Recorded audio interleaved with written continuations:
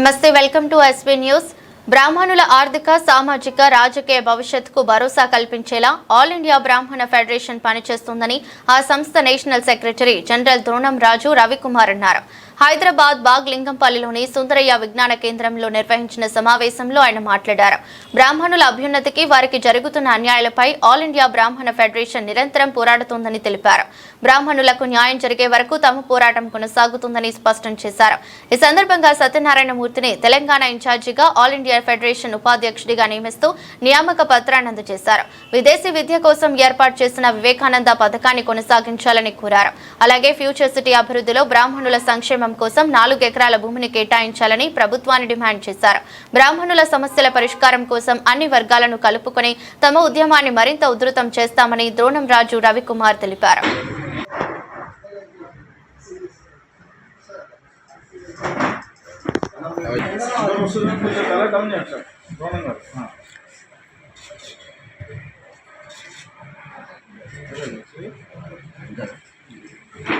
ఇప్పుడు పట్టుకోండి, పేపర్ ఎక్కువ పట్టుకోండి.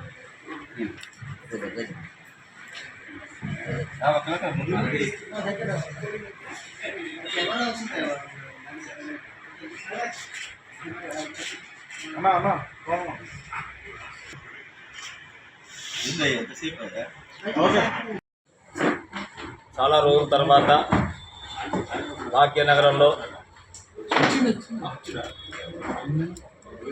ఆల్ ఇండియా బ్రాహ్మణ్ ఫెడరేషన్ యొక్క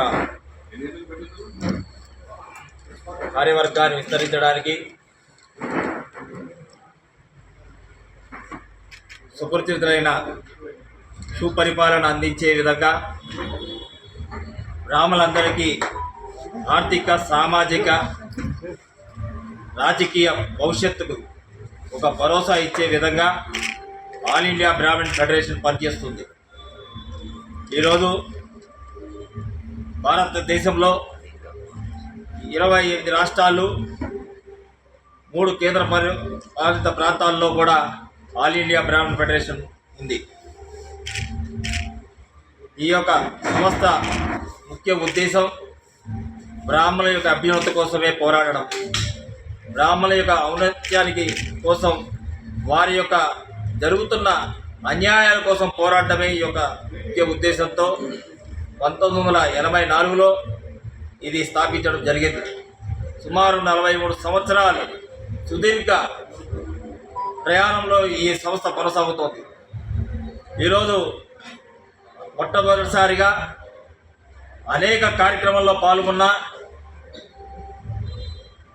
వ్యక్తి, అలానే 2002 నుంచి కూడా బ్రాహ్మణ అభ్యున్నతి కోసం పాటుపడుతూ అనేక సంస్థల్లో పనిచేస్తూ ఈరోజు నేను కూడా మీకు తోడుగా వస్తానని చెప్పి మాతో ప్రయాణం చేస్తానని చెప్పి ముందుకొచ్చి ఉన్న నైషధం సత్యనారాయణమూర్తి గారికి ఈరోజు మేము తెలంగాణ ఇన్ఛార్జిగా, ఆల్ ఇండియా ఉపాధ్యక్షులుగా నియమిస్తూ మేము ముందుగా ఉత్తర్వులు జారీ చేస్తున్నాం.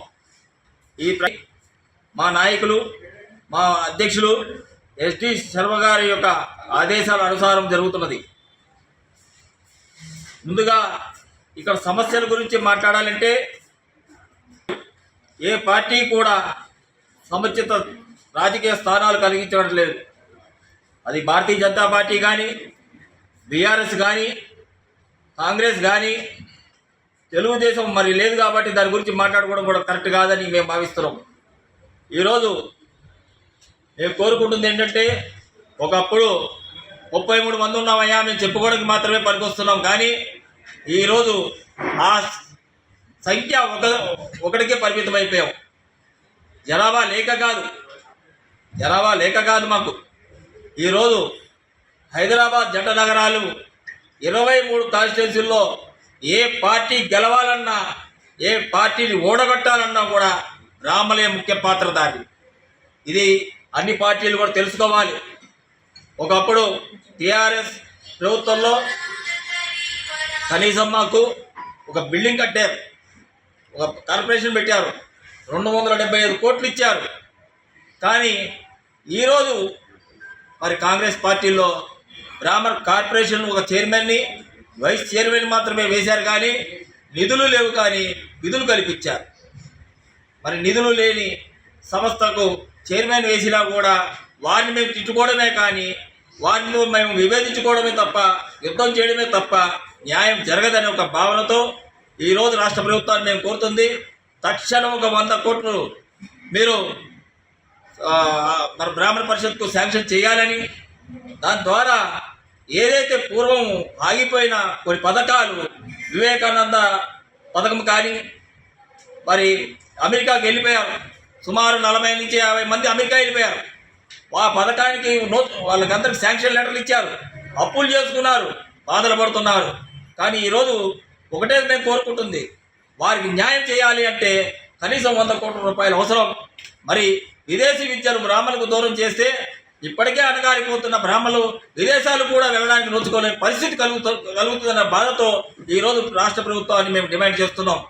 అలానే రాష్ట్ర ప్రభుత్వం ఒక న్యూ సిటీని డెవలప్ చేస్తాం, ఫ్యూచర్ సిటీని డెవలప్ చేస్తామంటున్నారు.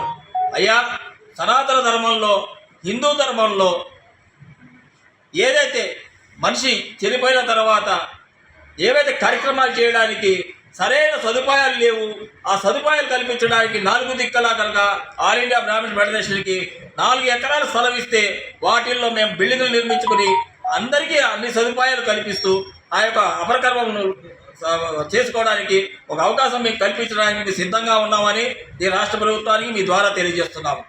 అలానే మరి రాబోయే రోజుల్లో మరి భాగ్యనగరాన్ని సుదీర్ఘ విస్తరణ చేయడం జరిగింది. 330 పైన డివిజన్లు తయారు చేశారు. అలానే మాకు రాజకీయంగా పునరావాసం కల్పించవలసిన బాధ్యత రాష్ట్ర ప్రభుత్వాలదే.